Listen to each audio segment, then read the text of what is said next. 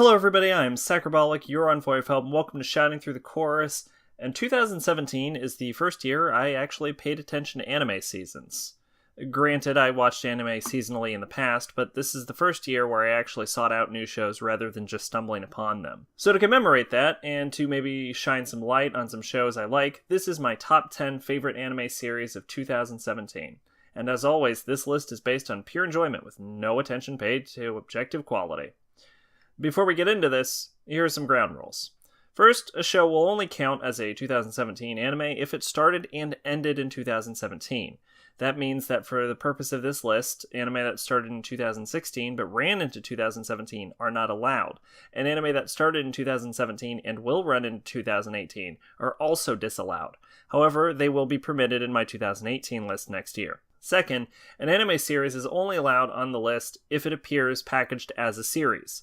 To explain further, that means that full seasons of anime like Clockwork Planet or Dies Irae are permitted, but standalone anime like Yoshite Gauko LVA or the third Monogatari movie aren't. Third, if multiple series in the same franchise come out in the same year, only one is allowed to enter. Finally, and this almost goes without saying, an anime is only allowed on this list if I actually watched it. So if there's something not on this list, I either didn't see it or I didn't like it enough. That said, if you think there's something I missed, put it down in the comments, as well as why you think I should watch it, and if I haven't already seen it, I may check it out. I may even make a follow-up video if I get enough suggestions. Admittedly, this list was pretty easy to create, with each series falling right into place one after another. All except 10th place, where there was a three-way battle for the last spot. But at the end, I went with Kujira no Koro wa Saojo ni Utao, or Children of the Whales. Children of the Whales is about a small group of people living on a whale island floating in the middle of an ocean of sand.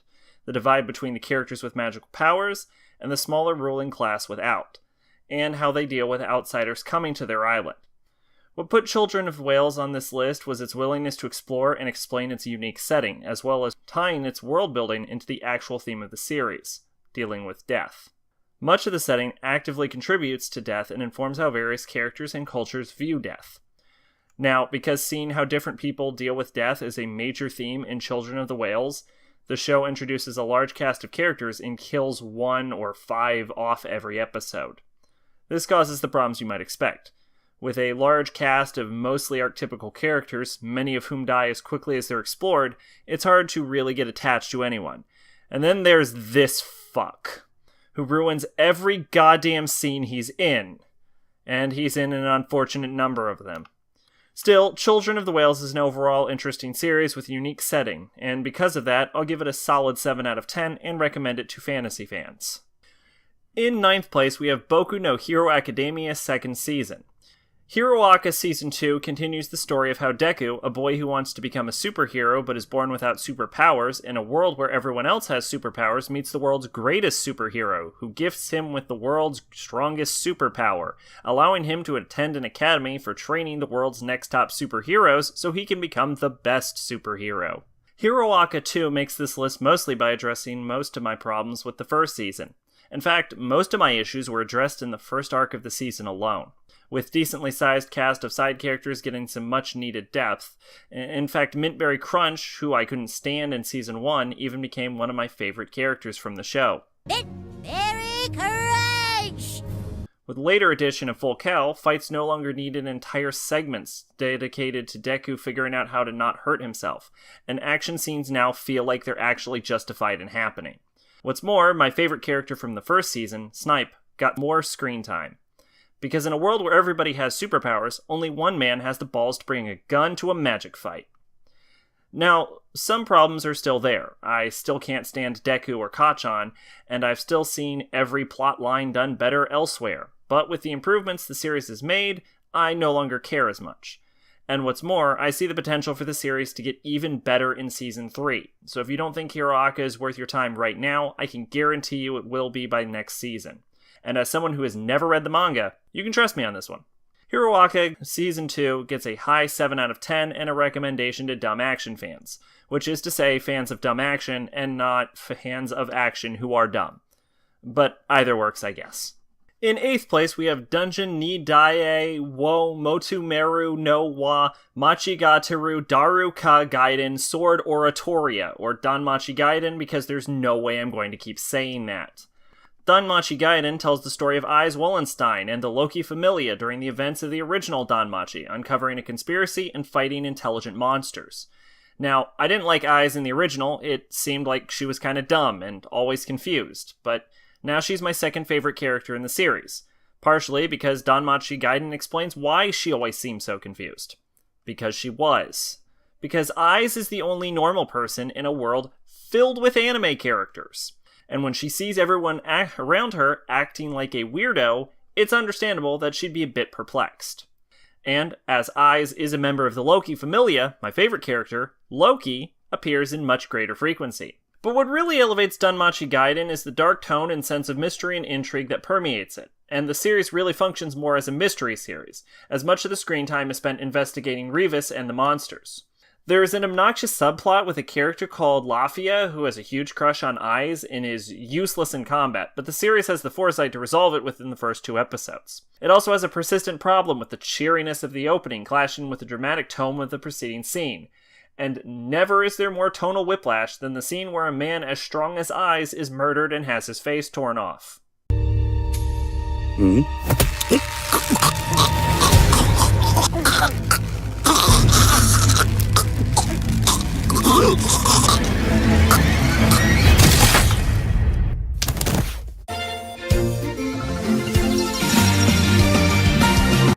But the real problem with the series is the ending. Or should I say lack of one. Even though the entire series focuses on investigating a conspiracy and the party heads into the dungeon to find answers, they just end up finding some secret to Aiz's parentage and then everyone pretends the mystery is solved, even though it's super not. This means that even though the series has a really good build-up, it doesn't really amount to anything. Danmachi Gaiden is a really dark and exciting fantasy series, and I give it a high 7 out of 10. But because of the lackluster ending, this is the hardest series to recommend. And so I recommend Danmachi Gaiden to the incredibly specific group of people who care more about the journey than the destination. Number 7 is Yujo Senki. A middle-aged Japanese hatchet man is killed by a disgruntled ex-employee, and when he dies he meets a godlike being whose time management skills he criticizes. Angered, the being reincarnates him as Tanya de Gurachev, an orphan girl in a magical version of Germany just before the start of World War I. As Tanya, he joins the German military as an officer, and after a series of overachievements is tasked with leading an elite group of magical soldiers. All the while, the being tries to murder him. Throughout, Tanya has a series of discussions with this being. Couple that with the being's ever-escalating series of murder attempts, and his opinion slowly shifts from indifference to annoyance to hatred. And I found myself being pulled right along with him. In fact, Being X, as it's called, is the only character in Yujo Senki I don't like. And that's kind of the point. This is also quite the accomplishment, because that means that Tanya's bizarre charisma manages to win out, despite him being a huge scumbag who literally wrote the book on murdering civilians. The series isn't all arguing with God, though. It also uses its war setting to create large-scale, heart-pumping battles accompanied by an orchestral score. Yujo Senki doesn't take full advantage of its setting, despite its English name being The Saga of Tanya the Evil. Its focus on aerial dogfights between magic soldiers prevents it from exploring World War I's heavier associations, such as trench warfare, chemical weaponry, and Zeppelin bombing raids. It also puts a heavy focus on war room meeting and strategizing, but these scenes often don't matter as we never really understand what the Empire is up against. So you're usually just told what the plan is, whether Tanya thinks it's good or not, and then you see if it succeeds or fails. Because of that, I give Yujo Senki a high 7 out of 10 and recommend it as a dumb action series. As a final note, make sure to stay after the credits in the last episode for a final treat. Next up at number 6 is Princess Principal. Princess Principal takes place in an alternate version of early 20th century England, where a civil war has divided the country in two, and groups of spies try to outspy each other to get an edge in the war.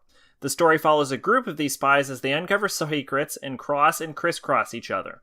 Also, there's a material called cavorite that manipulates gravity. It doesn't really do anything plot-wise, it just adds fun gravity technology to the setting. It's actually hard to talk about the plot of Princess Principal without giving anything away, so instead I'll just describe it as an exciting action series wrapped in an intrigue plot and adorned with a cast of cute, likable characters. Unfortunately, most of the episodes, though entertaining, are standalone stories that don't tie back into the main plot, and the ending is a bit anticlimactic and is mostly used to set up a sequel I hope gets made. Princess Principal gets a high 7 out of 10, and I recommend it to dumb action fans.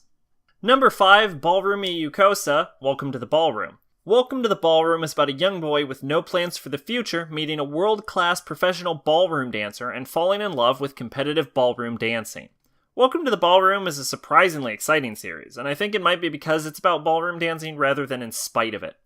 Welcome to the Ballroom has a cast of likable characters, even if some of them don't seem to be at first, that all genuinely enjoy dance. Because of this, we know that whatever happens, the characters are going to keep dancing. And because the characters are likable, we root for them to succeed, but we know that there are no real consequences for failure, which means they can totally fail. And the knowledge that they can fail ratchets up the dramatic tension to ludicrous levels. My problem with Welcome to the Ballroom is that for an anime about dancing, we sure don't see much actual dancing. Getting swept up in the emotions of the moment might be the show's bread and butter, but a lot of shots are just two characters staring at each other, with dancing being implied. Also, the actual dance competitions go on for a bit long, but that's a minor complaint. Anyway, Welcome to the Ballroom gets an 8 out of 10, and I recommend it to sports fans. In 4th place, we have Konosubarashi Sekai ni Shukufuku wo 2, also called Konosuba Season 2 by sane people. When Kazuma Sato dies, he meets the goddess Aqua, who allows him to choose something to bring with him when he reincarnates into another world. He chooses her, and they go on misadventures along with other natives from the world. Konosuba Season 2 continues from where Season 1 left off. It's hard to talk about Season 2 without spoiling Season 1, and because Konosuba is pure comedy, saying specific things it does right would mostly be explaining jokes. Konosuba Season 2 changes to a more serial narrative from Season 1's episodic one. I'm not sure if this is why I found Season 2 more comedic, but as it's my preferred narrative style, it certainly didn't hurt. As for my complaints about Konosuba Season 2, I have none. 8 out of 10 recommended to comedy lovers. Number 3. Netju no Susume Recovery of an MMO Junkie. MMO Junkie is a romantic comedy about a middle-aged woman who quits her job to play an MMO all day. There, she forms a pseudo-romantic relationship with another player in-game, while also forming a pseudo-romantic relationship in real life with a hot dude. MMO Junkie has plenty of laughs along its comparatively short run, but where it really excels is in its romance, with its two cute, likable characters coming together at a consistent pace without any artificial bullshit that usually accompanies romances. Like, seriously, I can't overstate how refreshing it is to not have some side love interest thrown in there for fake tension, though it does briefly pretend to, and that's a mark against it. Or some random breakup period where the characters hate each other, just two people coming together. It's adorable. And the male lead is not an idiot. The female lead is, but she's so darn lovable that I forgive her. MMO Junkie is a cute romance story that I'd love to see a continuation of. I give an 8 out of 10 and recommend it to romantics. Okay, let's be honest, when I mentioned the Kizumonogatari movie, you knew this would be on here. You just didn't know where. So at number 2, Owari Monogatari, 2nd season. The final season to... Fuck! Okay, the second to final season to the long-running Monogatari series. Maybe. Probably not, though. Actually, explaining what this about would involve explaining what happened in the previous entries, and you don't need me to do that if you've seen them, and I wouldn't want to spoil anything for you if you haven't. So instead, I'll just explain why it's here. Owari Monogatari is exactly what the name implies. Owari Monogatari. End story. Owari Monogatari is an ending. The perfect ending, I'd go so far as to say. Although the individual arcs may not be terribly interesting by themselves, it's how they play out in the context of the entire series that matters.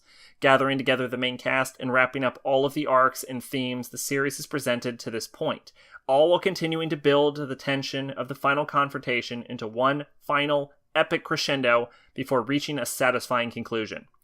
In fact, Owari Monogatari functions so well as an ending that when I found out they were making another season, I immediately asked myself, how and why? I mean, I'll still watch it, but you know. Anyway, Owari Monogatari, 2nd season, gets a low 9 out of 10, and I recommend it to whatever the hell a Monogatari fan is. Finally, we come to number 1, Recreators. Recreators is about fictional characters leaving their stories and being brought into the real world to meet their creators. Really, the show was firing on all cylinders and had me hooked by episode 1 in a way no other anime has in literal years. It has exciting action scenes, discussions about the natures of stories, likable characters, a girl that's like Loki if she was a Monogatari character. I even liked both of the openings, and I can't even tell you how rare that is. But I think where Recreators shines the brightest is its exploration of its premise. Few other series actually do everything they can with their premise, but every time I find myself thinking, oh, they should do this, they did. As an amateur storyteller myself, Recreators left me both satisfied and deep in thought, wondering what would happen if my characters were to ever meet me. What would they say? What would they think? How long until one of them tries to kill me? Now, is Recreators perfect? No, of course not. The male lead's opening monologue doesn't tie into the theme, there's a recap episode, and one of the final dialogues goes on a bit too long. But those are the only truly negative marks against the show. It's also worth noting that a story about stories, Recreators follows a very basic story structure. This isn't actually a drawback, but it does mean that Recreators doesn't have much in the way of surprises. Regardless, it's no exaggeration to say that Recreators was easily my favorite anime of the year, and as such, I give it a high 9 out of 10, recommend it to writers, and declare it my 9th favorite anime of all time. And with that, I'm done. What were your favorites? Was there something I missed that you think I should check out? If so, leave it down in the comments and tell me why. Anyway, I've been Sacrabolic, your Envoy of Hope, this has been Shouting Through the Chorus, and I'll see you next time, guys. Bye-bye.